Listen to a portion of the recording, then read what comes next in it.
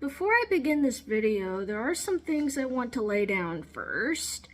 So, the idea for this video, I guess, kind of has been sitting on my mind for a while, but the inspiration or the thing that happened that actually motivated me to kickstart this video in the first place was actually based on an incident that happened in the fan fiction space, which is a space that I am actively participatory in. I do write a lot of fan fiction, but this video is also based on a number of YouTube videos I've seen also recently, kind of talking about authors and the publishing industry and that kind of thing. I first want to talk about the fan fiction incident first. But before I do, I want to make it clear that I'm not going to name names, I'm not going to name the site, and I'm not going to name accounts or anything, especially not my account, first and foremost, because I'm doing it for safety and for personal reasons. It's also my way of trying to discourage parasocial relationships with myself. My fanfic, my writing persona, is separate from my YouTube persona. That is the line I have drawn right now, and I do ask that you respect that boundary. I do not want anybody asking my account names, my writing aliases.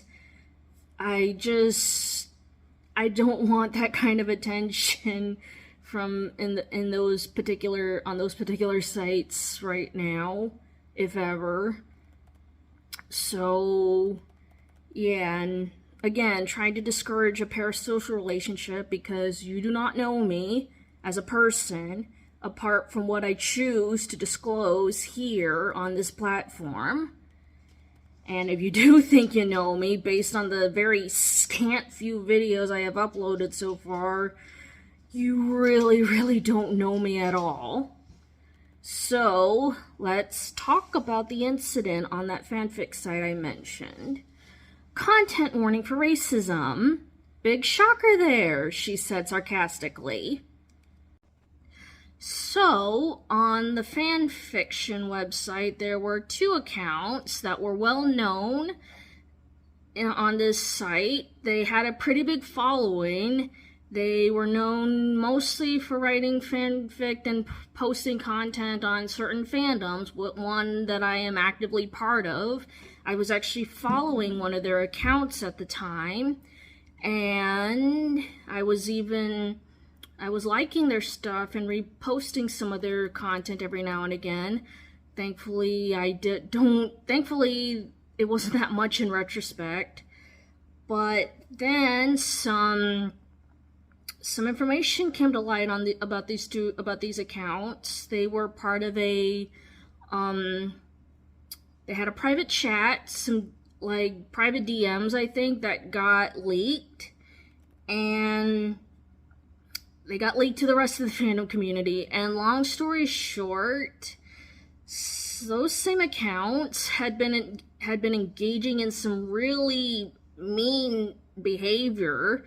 They would talk smack about other fellow fanfic writers in this space, in the fandom. Like, just saying really mean stuff about their writing. Like, it was... Constructive criticism is one thing, but to just go out and just to say something mean just for the sake of it because you don't like what somebody had to write, that's a whole different level right there. But that was not the whole of it, surprisingly. Again, she said sarcastically. In these private chats, one of the accounts had allegedly admitted to sending racist anonymous messages to a fanfic writer of color, which ended up driving that poor writer off the site. So naturally, when this information came to light, there was backlash, and the one account that I followed ended up nuking their account thoroughly, which saved me the trouble of going back and deleting any stuff of theirs that I reblogged in the past. So that's a big save for me, I guess. I still feel really bad for that one writer though that felt like she had to leave, or they had to leave that site because of the racist anonymous messages. Like, that's messed up. Like, but anyway, when I texted my partner Keith about what went down, because I felt like I really needed to talk to somebody about it, this is what he had to say in one of our texts. See, folks get a little too comfortable with their opinions on the internet that they feel they can say any foul thing with no penalty. So, in the aftermath of it all, I honestly felt very disheartened. Like, also for context, like, I'm being on YouTube with recent drama that had occurred a few months back. It made me feel really disheartened at this point. And honestly, it made me feel paranoid because now all I could think about, are there any other writers or fanfic writers and accounts in this space that are like that too, that engage in this behavior? Because I have written content for and with other accounts. I've liked their stories. I've written stuff for them too. I actually asked one account if I could write a story based on a series that they were working on, and they said yes. And I posted it, and that person reblogged it. Like, they loved what I had to write. But now I'm so paranoid about what if the writers, the circles that I'm in with these writers, what if they do engage in this kind of behavior too? Like, it just scares me. But then, this is just frankly blatant childish middle school behavior. Even if the racism wasn't an issue, it is an issue. I'm not saying it isn't. It definitely is. That's definitely something that needs to be discussed. And also, all I could think about is, why are writers like this? Why do they engage in this kind of behavior? Like, it's not just fanfic writers I see doing this sort of thing. Like, this is, again, in the context. Seeing this stuff on the fanfic site is what prompted me to start this video. But this is something that's been on my mind, like, for, I guess, since the last year, actually. Because you see this kind of stuff come to light on published authors, even. Like, it feels like that kind of behavior is like rampant in these circles, and all I can think about is why. Like, it's rampant in writers, authors, and it feels like it's rampant in others who work in the writing and the publishing business. And all I can think about is why. And a lot of it, I do feel, does come from a sense of entitlement. And this is something I do want to address, and this is definitely something I want to address in this video. That's why I'm making it. And in order to do that, I want to do a couple case studies to analyze where this behavior comes from and where it leads to. Also, before we begin, hello, welcome back to my channel. This is Lydia, better known as the Pup, and I'm here today to talk about writing and reading and why it brings out so many mean girl tropes in people. If you like what I have to say, please like and subscribe and leave a comment down below, being respectful when you do so, of course. So, let's get into it. Kate Corraine. So, kicking off this part of the case study is Kate Corraine. So, who is Kate Corraine? Well, Corrine is, or more like was, an up-and-coming fantasy writer whose debut novel, Crown of Starlight, was originally scheduled to be released of May of 2024, i.e. this year and this month. On that premise alone, it looks like things were going to go well for Corrine. She got her foot past the door of the publishing industry, which is a feat that so very few of us could ever accomplish. And if it had just ended there, Corrine could have probably just been the next Sarah J. Maas, presumably. I've never actually read a Sarah J. Maas book before, and I'm a little scared too. Anyway, for Corrine, it just wasn't enough for her to succeed. It appeared that she had to make sure that others were going to fail. Sometime last year, Corrine fell under scrutiny when some allegations came to the surface of behavior she was engaging in on social media.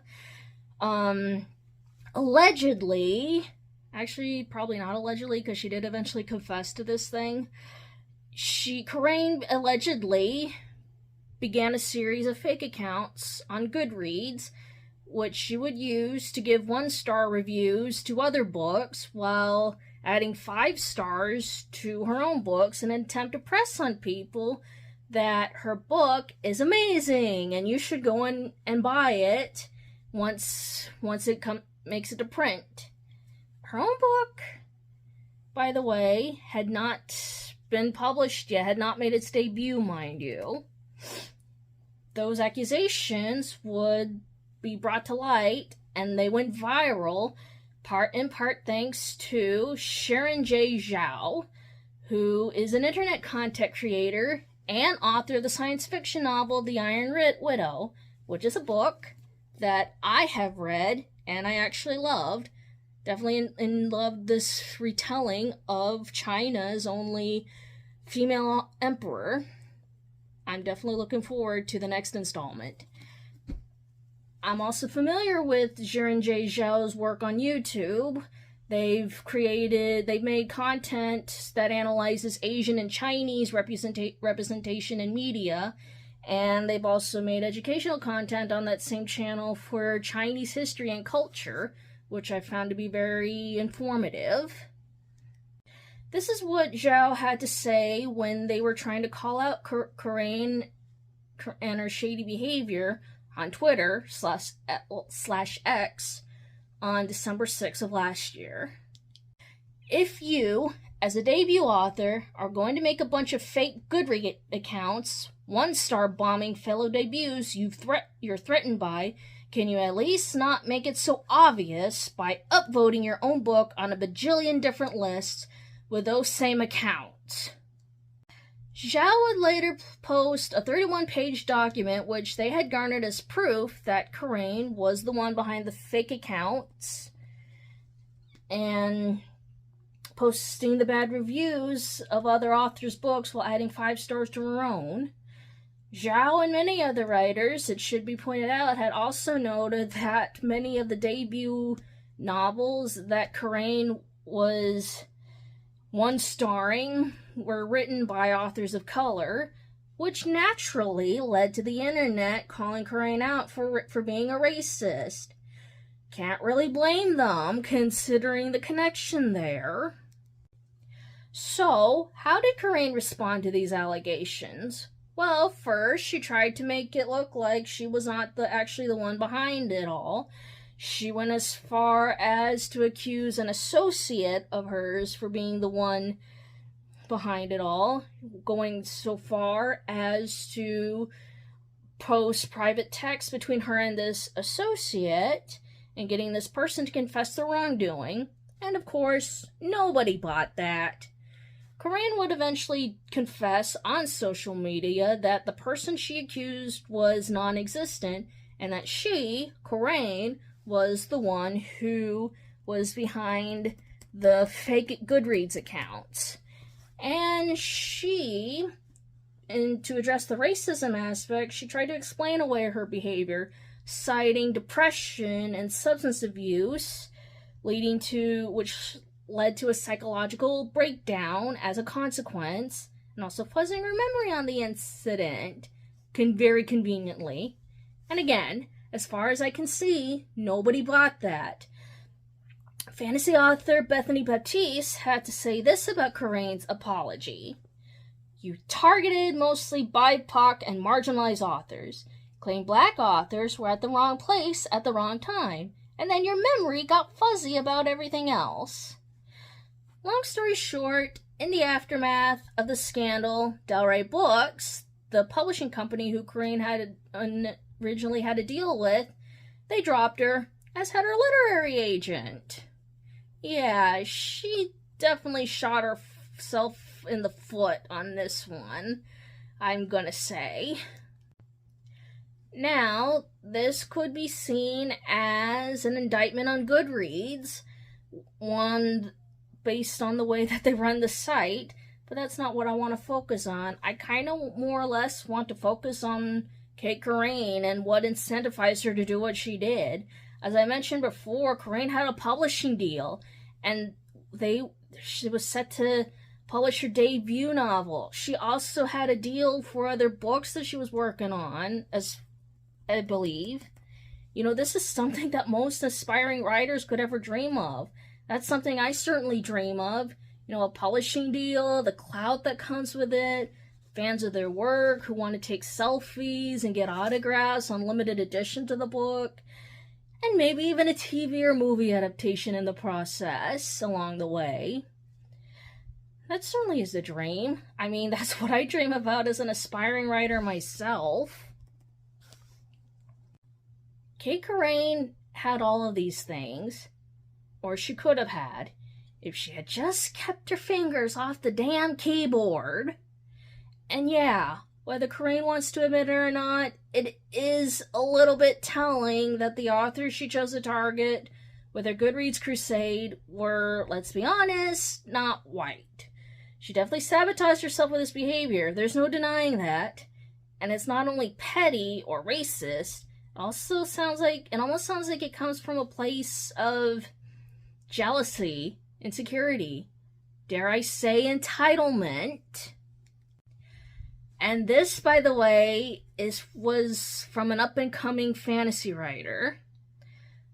We should do another case study on an author who is well-established in her writing career, and has had successful publishing deals in the past. Content warning for transphobia. Julie Bindel.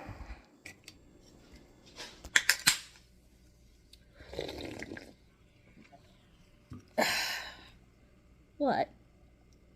Oh, you probably thought I was actually going to talk about a different author. I did issue a content warning for transphobia after all, so I'm pretty sure you were putting those pieces together.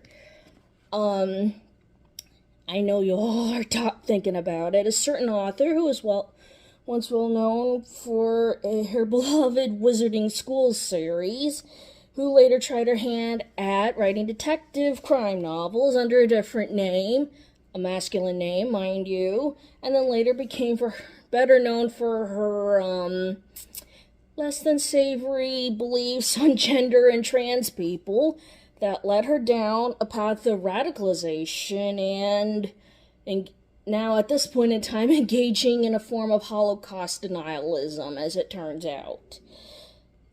Yeah, we all know about Miss Joanne. I am well aware. And believe me, there are numerous other content creators who have talked about this. And as much as her ideology has soured my memories of the Wizarding series that I practically grew up with, I actually wanted to touch on a slightly lesser-known author, one who does run in similar circles to Miss JK Rowling, and whose beliefs are just as odious. The reason I want to talk about this author instead is because her response to this one author getting published, I feel, falls in line with the sense of entitlement in these writers I wanted to talk about. So, Julie Bindel, who is she? Well, Bindel is a self-proclaimed feminist writer. Feminist, as she put it. By feminist, she means one with a tendency to exclude trans people, particularly trans women, from her feminism because she refuses to see trans women as women. And before I continue, I do want to make it known that trans women are women, and trans men are men, and non-binary people are, well, non-binary. The point being, this is a trans-inclusive channel. Trans people do have a place here. Also, I did look up Bindel's bio on Wikipedia, and it looks like, so, apart from being trans-exclusive, she also considers herself a political lesbian. And not only that, not only does she abhor trans women in particular, it also seems she really hates bisexuals. She claims them to be a fashionable trend, and that is caused by sexual hedonism. So, is that Bindel's way of saying bisexuals, being me, is that our way of saying that we're basically all a bunch of promiscuous sluts? I'm sorry, but go fuck yourself, Bindel. Seriously, go fuck yourself. Make like a Kingdom Hearts nobody and fade your trans-exclusive biphobic ass to fucking oblivion. Sorry about that. It got a little personal there. But anyway, Bindel has a good number of published books under her belt, many dealing with feminist academic theory and such. I've never read any of them, and I do not plan to, not from her anyway. But 2 years ago, a trans woman author by the name of Gretchen Felker Martin published her debut novel, Manhunt, which is a post-apocalyptic horror novel set in the United States East Coast that centers on a group of queer and trans characters fighting for their lives among a horde of testosterone-raging great zombies and the non-zombie TERFs, who also want them dead and arguably pose a greater threat to the protagonists in question compared to the actual zombies. And I did read that book, by the way. And while I do have a few personal issues with it, I read it. I think it is a decently good read. Those are plums, you sick freaks. Please get your mind out of the gutter. Bindel, it seems, has read it as well, and didn't like what the book had to say. Remember earlier when I mentioned that one author who wrote the Wizarding series? The one you were probably gonna expect me to do like an analysis on her, on Miss Joanne and her descent into gender-critical madness? Well, slight spoiler here for the Manhunt book. Said woman was killed off-screen, and, well, I should probably talk about it. Slight spoiler alert, again. In this world of Gretchen Felker Martin's making, Miss Joanne died in her castle as a result of her castle catching fire because one of her gal pals had a little excess testosterone in her system due to having PCOS, which led to said gal pal becoming one of those testosterone-induced rage zombies. Miss Joanne died in the book because she assumed all her cisgender girlfriends were safe, because she assumed that none of them were producing testosterone, because cisgender women, or biological women, as she sees them, apparently never produce testosterone. You know what we call that in the literary world? Irony. Peak irony, right there. And it was only like one paragraph or two dedicated to that part of the main story. It was like an off-screen thing. It wasn't not actually relevant to the story technically. But to Julie Bindel, she saw this both as a misogynistic attack on Miss Joanne and a severe indictment on the publishing industry as a whole, much so that she wrote an entire autograph dedicated to this little part of a nearly 300-page horror novel in the Daily Mail. I'm not going to read the entire thing, just a few points that I feel are relevant to this video.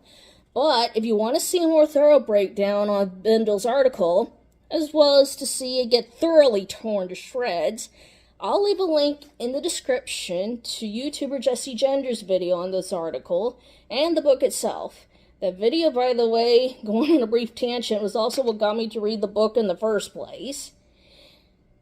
Like, the horror genre is not really my thing, so that actually says a lot that I actually went out of my way to get this book. Anyway, in the Daily Mail article, Bindel had this to say about the publishing industry and how she was supposedly treated as of late, supposedly because she is a woman writer. But then I know firsthand the hypocrisy of publishing houses who seem to have no problem selling books by everyone, from drug dealers to murderers, and indeed delightedly basking in the promotional opportunities they afford, but who draw a line at female authors who have done nothing more than speak out in support of women's sex-based rights. 2 years ago, having produced a proposal as well as a sample chapter of my book on modern feminism, I was wooed by 3 separate publishing houses, wined and dined by the representatives, and told they were desperate to be the ones to take it to market. Yet when they subsequently took it to their acquisitions department, all were each told the same thing by the virtual signaling hipsters with beards and their blue-fringed colleagues, that they would leave their jobs in protest if they dared to publish a book by transphobic Julie Bindel. I think Jesse Gender said it best in response to this article. To quote, "Girl, you got 3 dinners from 3 separate publishing offices. Calm the fuck down." See, that's what gets to me too. The woman has multiple published books to her name and had offers made by 3 separate publishing companies for a recent book she was writing. Companies who went out of their way to buy her dinner with the hopes that they could make her an offer that she couldn't possibly refuse. You have any idea how many aspiring unpublished authors would kill for that kind of enthusiasm from even one publishing company? Yeah, Bindel still throws a stink when one trans woman author gets a publishing deal from one company just because said author wrote one paragraph Bindel didn't agree with. I read that paragraph when I read the book. It really was not as violently descriptive as Bindel had made it out to be. Like, I don't understand why all the fuss. Felker Martin is just one of a few trans queer authors that made it past the door. One of a few, Bindel. What is your problem?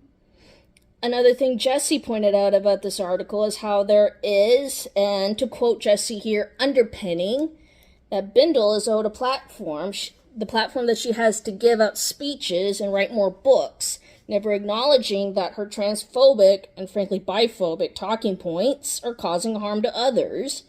And while Bindel actually did get her probably shite book published, the article definitely stinks of entitlement, as if she sees Felker Martin's book getting published before Bindel as an attack on Bindel, and TERFs like her seeing it as an attack on free speech and flat-out misogyny.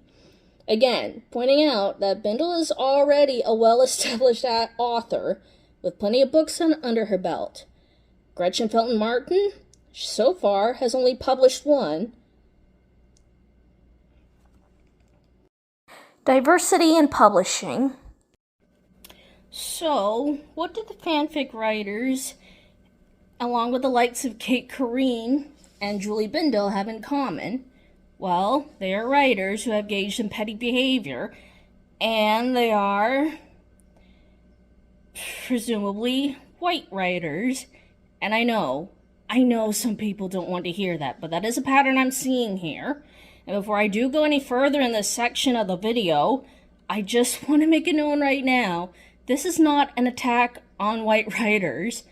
I have thoroughly enjoyed a lot of works from white writers in the past. For example, The Hunger Games, A Song of Ice and Fire, and its spin-offs. I'm Team Black, just so you know. Shadow and Bone and its spin-offs, Six of Crows, the Percy Jackson series and its spin-offs. Thank you, Uncle Rick. Earthsea, the Discworld, and of course, I cannot finish off this particular list without bringing up The Witcher. I feel for you, Gare Bear. And as glad as I am that these works exist, it is no secret that the publishing industry has, well, a diversity problem.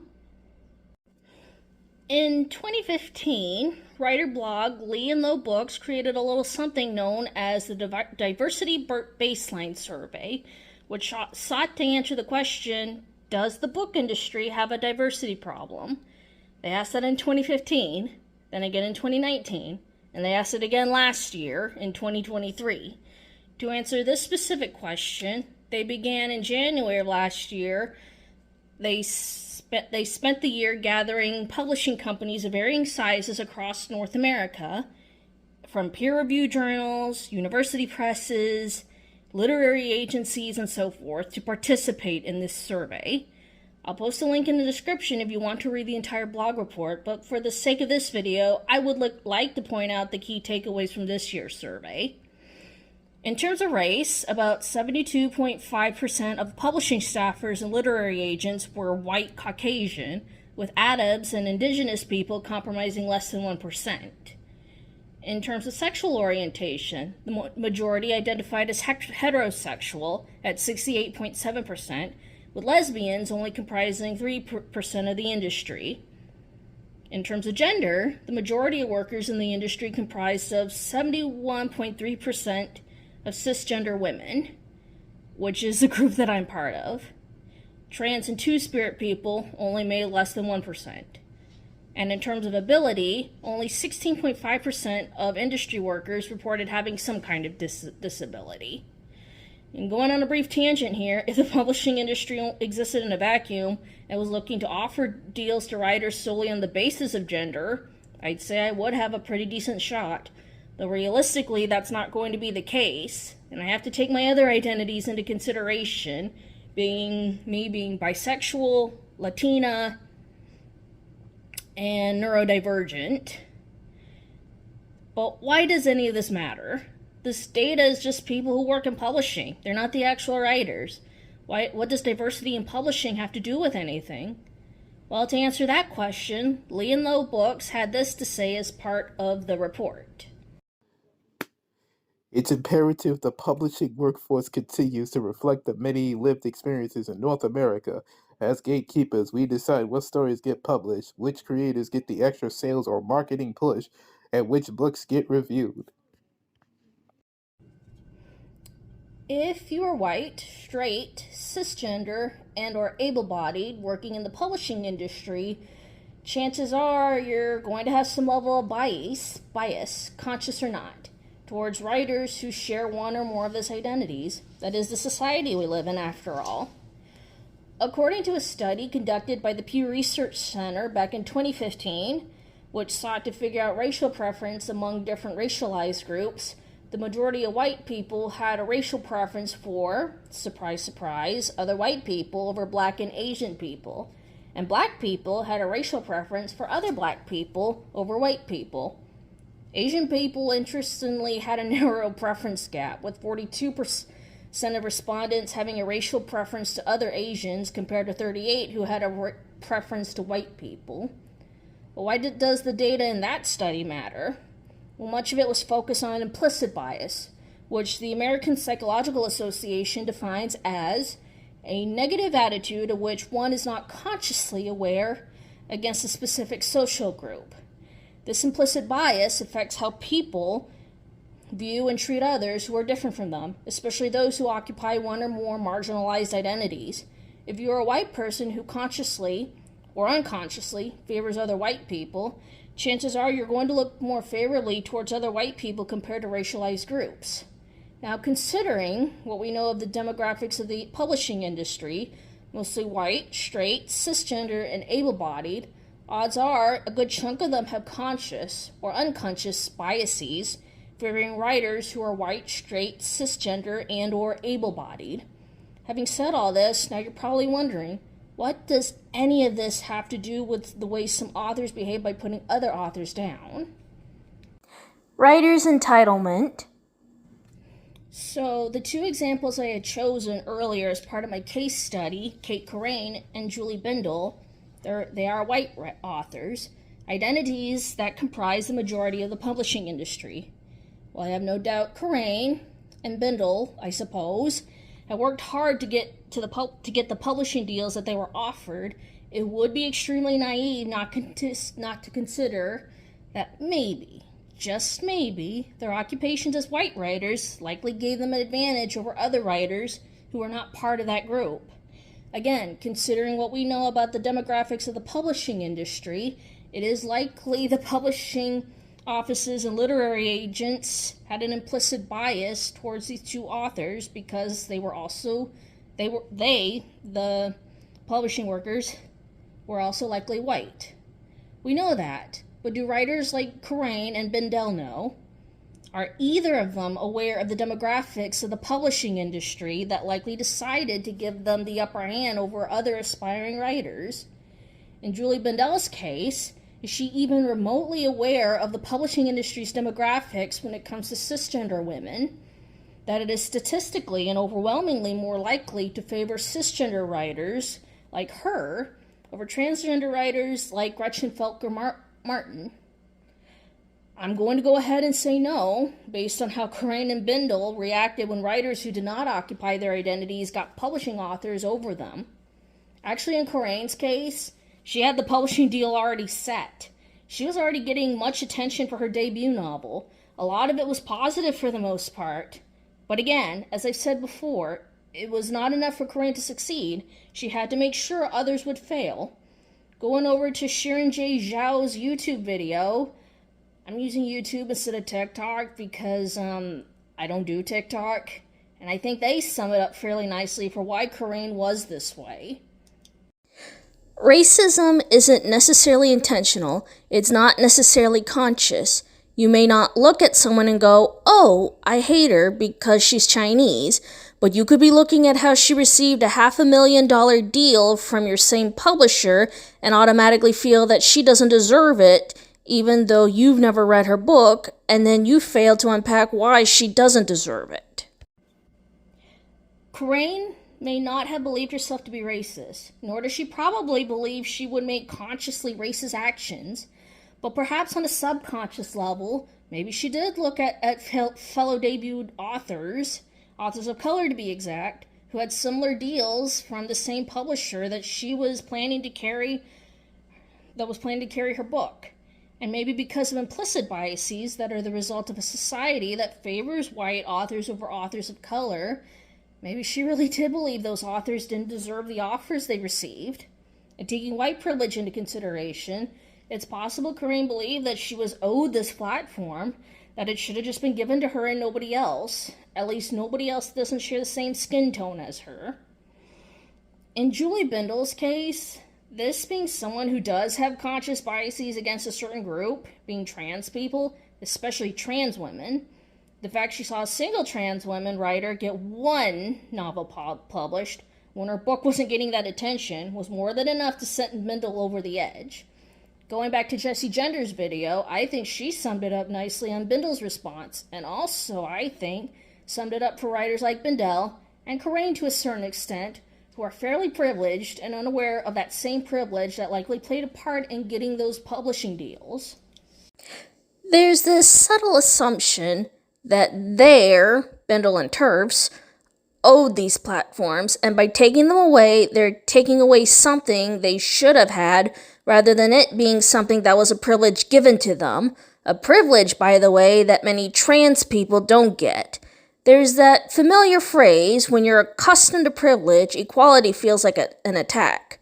For trans women like Gretchen Felker Martin to succeed in getting her book published while they, TERFs, don't, feels like an attack because Gretchen Felker Martin is taking what is owed to them, is taking up space that they see as for themselves because they're just used to getting what they want. And there's the kicker right there. People like JK Rowling, Julie Bindel, and the fanfic writers I mentioned at the beginning of this video, whether conscious or subconscious, see writers like Sharon J. Zhao or Gretchen Felker Martin succeed in getting their novels published, in an industry that underwhelmingly does little to uplift and bring in more diverse writers. They see people like that in the publishing business. They see people like that in the publishing business be given this privilege, and it feels like an attack on their personhood. What should be seen as a privilege is instead seen as a birthright, something that should have just been given to them because of their occupation in the dominant hegemonic group, which be it people who are white, who are cisgender, or come from a place of economic means. Well, fan fiction writers, for the most part, aren't part of the publishing industry. Part of me is inclined to believe that the ones I talked about might have, on a subconscious level, felt threatened seeing a writer of color write fan fiction for fandoms they enjoy. And again, this is fan fiction. That's probably a separate conversation that needs to be had. Like, racism in the fandom spaces, that is. But I feel that in part was in play with the way they were sending those messages to that poor writer who just wanted to write fan fiction and have fun like everyone else. Again, that's a separate conversation. I might consider doing another video about racism in fandom and gaming spaces too. I'll put it on the list. But moving back to the current discussion on racist and transphobic authors and why these authors feel they are owed these opportunities, and believing that others who are not them should not be given the same privilege. I know some people out there don't want to hear this, but this is something that needs to be talked about, especially the publishing industry truly wants to make changes to bring in more people with lived experiences that are not part of the dominant group. And if and when opportunities like this come our way, we should look at it as a privilege offered and not a birthright. Nobody is owed a publishing deal. Nobody is owed a platform to write on. As much as I would like to have a publishing deal one of these days, and believe me, I want it so badly, that is not something that is owed to me. And I have to admit, the publishing business scares me as it is, especially when authors like Kalynn and the aforementioned fanfic writers are out there, consciously or not, going out of their way to harass writers of color and try to knock them down a peg. It scares me that, as a bisexual, neurodivergent Latina woman, I might end up dealing with this shit, especially in the internet space, if and when that day comes when I get the chance to publish my works. It scares me that there are authors out there who probably carry those implicit biases, possibly towards me, that may result in them drawing up assumptions about me before any of my hypothetical works make it to print. And it scares me that there are authors out there who would rather knock each other down rather than lift each other up if it makes them more money or gives them more clout in the process. It doesn't have to be this way. So, the systems we live under today, I recognize, don't exactly give us the incentive to support up-and-coming authors, whether it's capitalism, white supremacy, as well as any of the other isms, supremacies, or phobias, or all of the above. I don't exactly have the time to get into that stuff for this video. It's already long enough as it is. Good grief, we'd probably be here all day if that was the case. And I'm just one person. I can't exactly explain and dismantle all those isms and supremacies in one single video.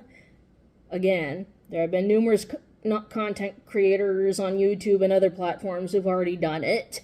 It's been said, it's been done, we get it.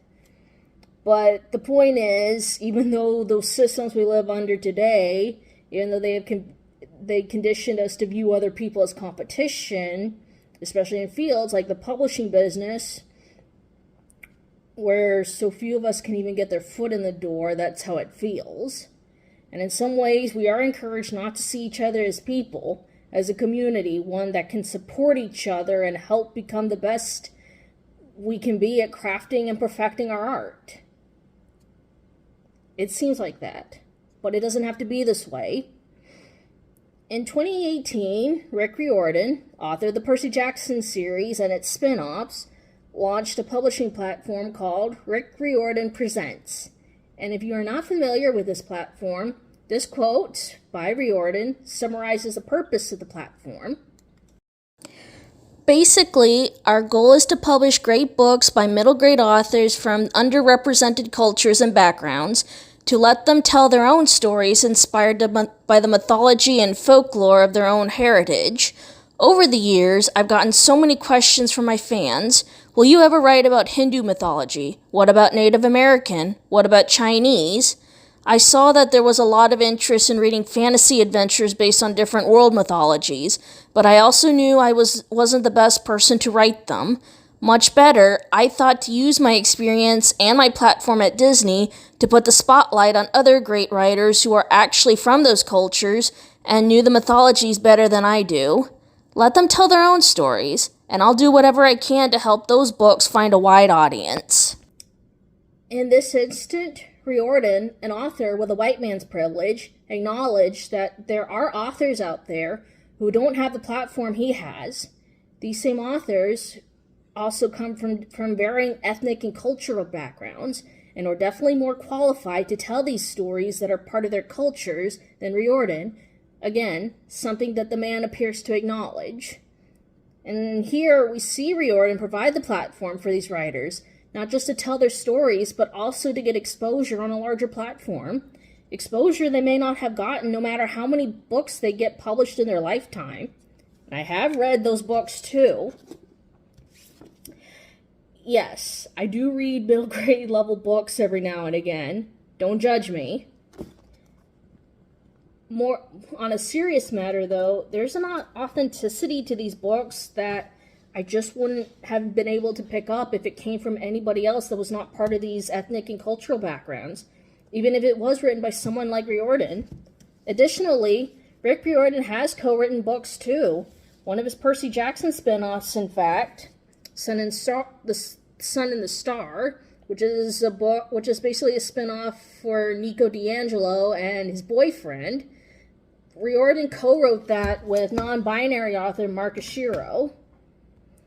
And to be clear, I'm not saying all of these things to put Riordan on a pedestal and make him out as some kind of perfect being who can do no wrong.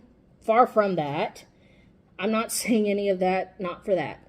What I am saying here is what I am doing here is I am using this as an example, Riordan and his platform.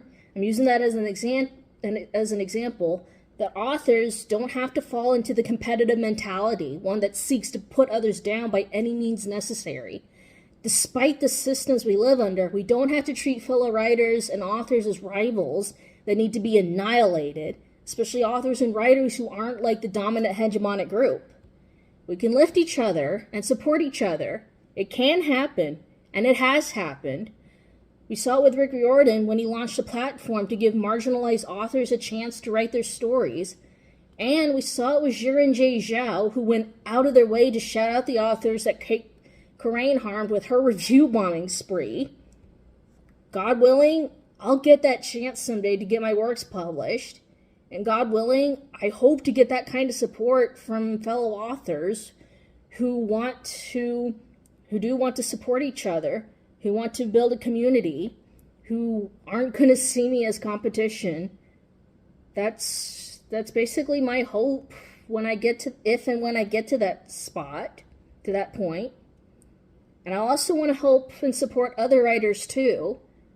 If I do get my foot in the door and I manage to get some kind of deal in the future, I want to help other writers get there too, especially writers who are like me, or even writers who aren't like me. I want us to be a community.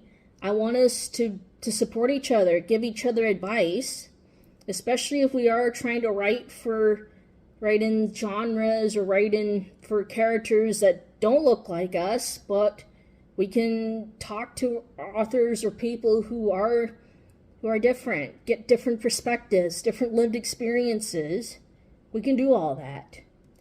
You don't have to like what we say. You don't even have to like the stories we have to tell. but that doesn't mean we don't deserve to tell them. Conclusion and shout-outs. So, a few years ago, well, more than a few years ago actually, I had an epiphany.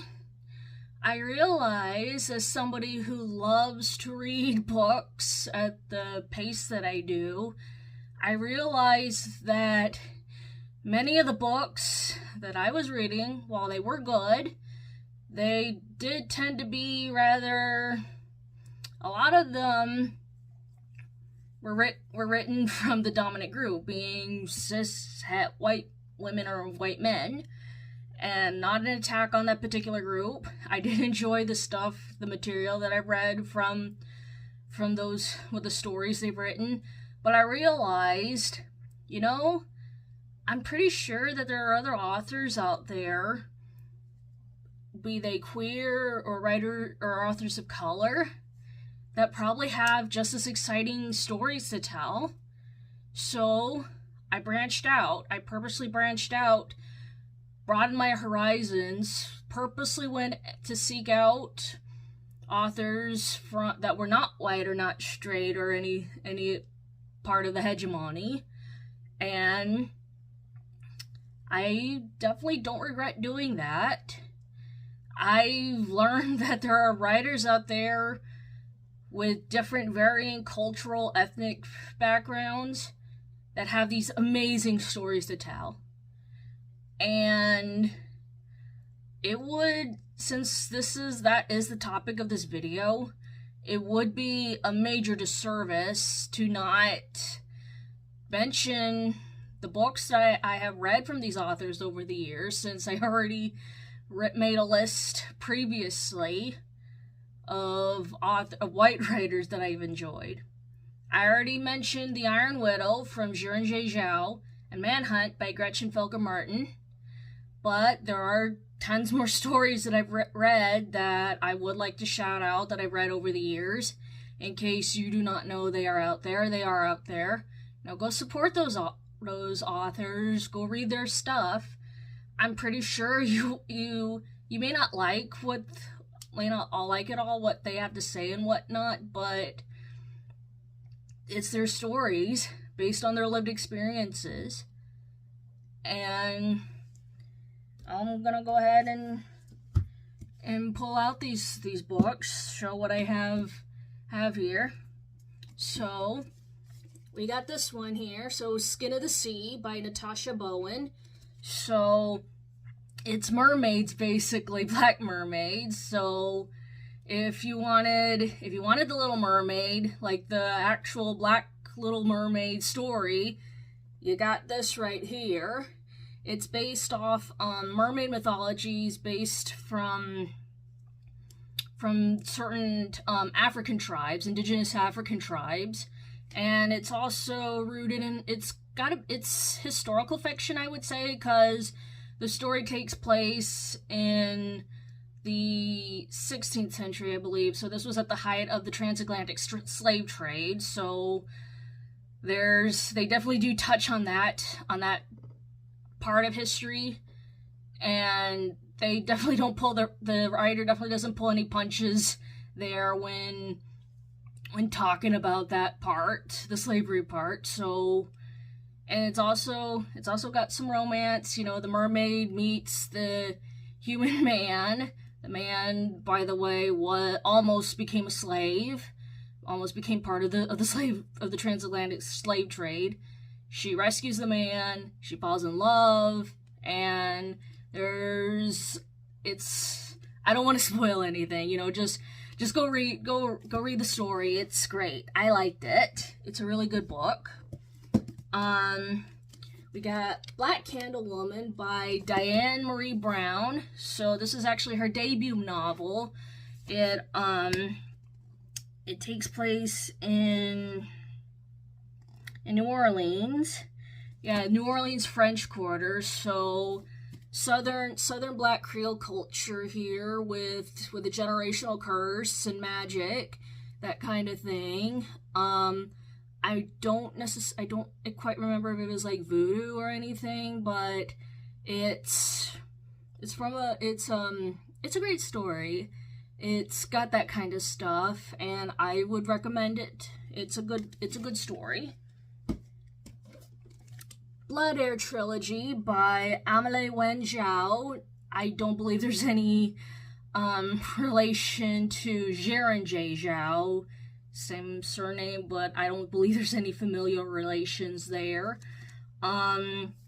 It's a fantasy novel or trilogy. It's got elements of Asian and Eastern European culture into it, particularly Russian culture and Asian culture. The protagonist herself, I believe, is I think she would be white Asian coded.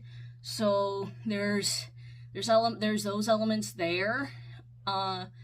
And she's got magic. It's like a blood magic. It's a very stigmatized magic in this world, I will say. So yeah, there's that. So it's almost like a retelling in some ways of I was gonna say the Russian Revolution, but it's not quite that. It's a little more nuanced than that. But I would still recommend this book. You might actually be surprised by how the trilogy ends, actually.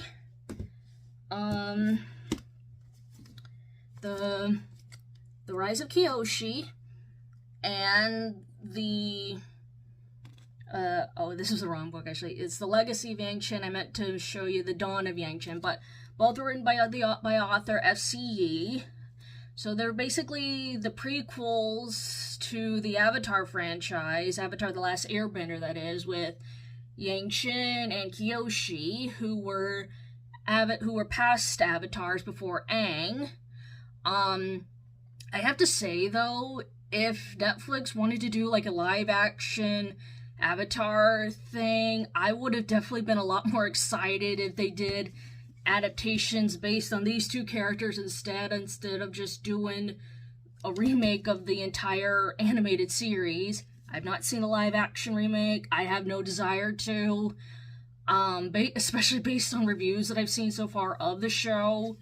Like, definitely can't beat the original animated series.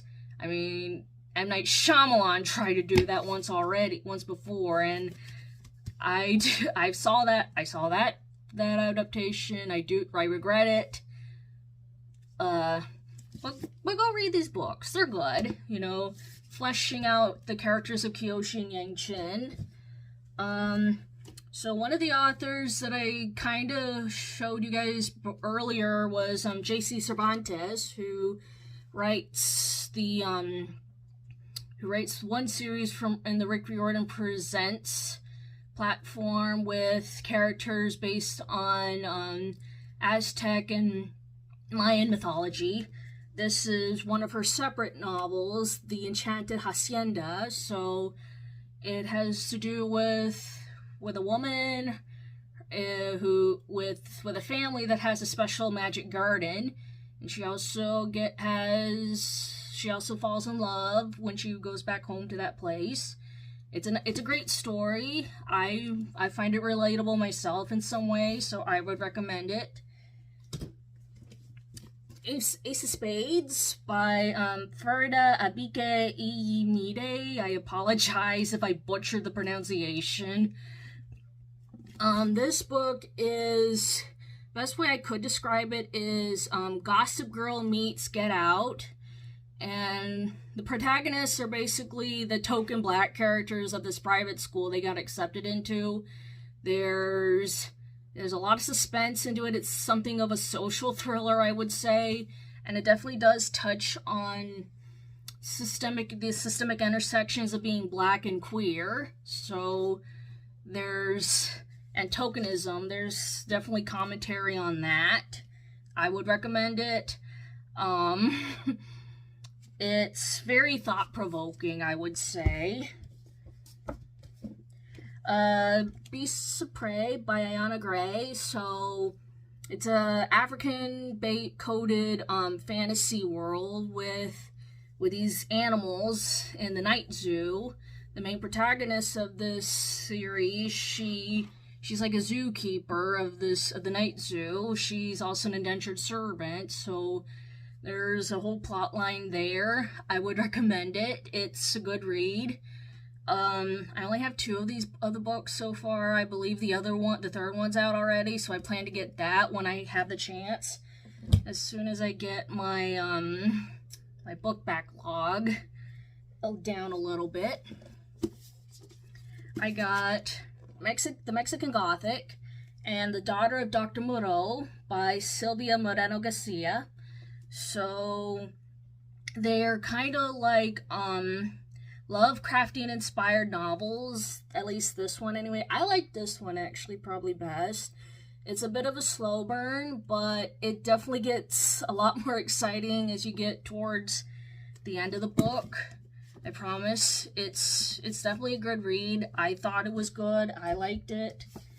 A Broken Blade by Melissa Blair. So this is book 1 of the Halfling Saga.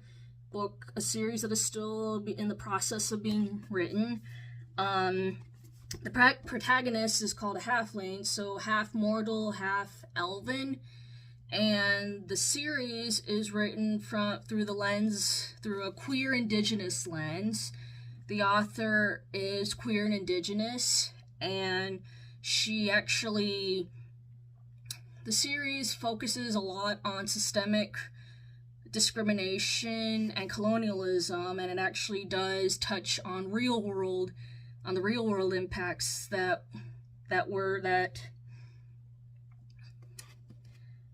still affect the indigenous community today.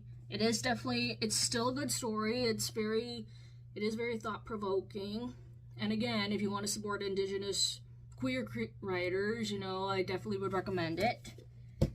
And to finish off this list, this author's probably a little more known than the others.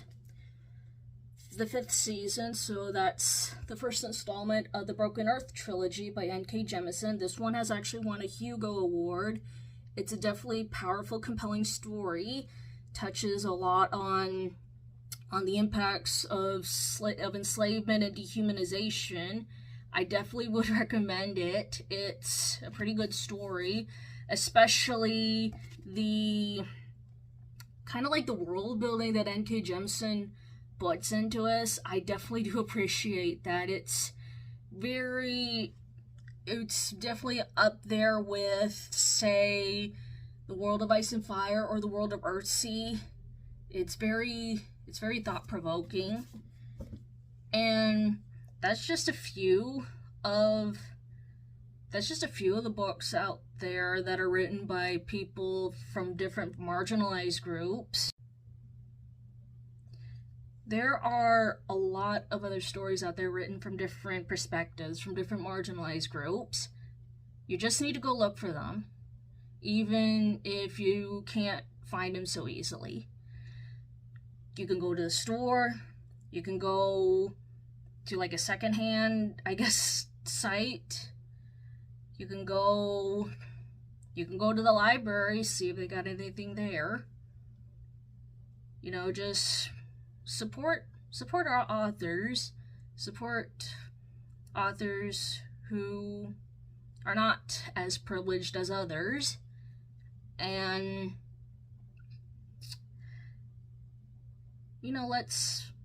as writers, let's support each other. Let's build a community. We don't need to be in competition with one another.